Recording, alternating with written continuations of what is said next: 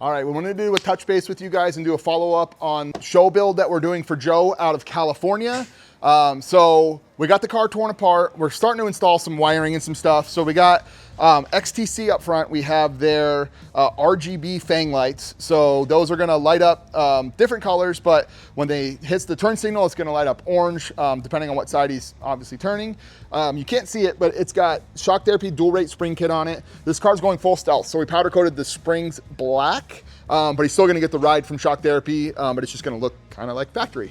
We got the XTC turn signal kit installed. We got the brain box for the Switch Pro installed behind the dash there. We got the rugged M1 radio installed, and the intercom is cut out, not installed yet, but so we're kind of in the middle of that process. We got some of the cables installed with some Axia mounts and stuff back here. So that's your update. Car's torn down and we're stringing wire. That's pretty much what we got going on.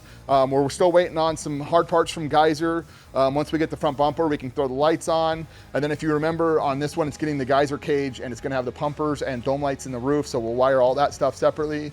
Getting a chase light and a rear tire carrier and bumper from them also, and some special wheels and tires that you'll see here coming soon.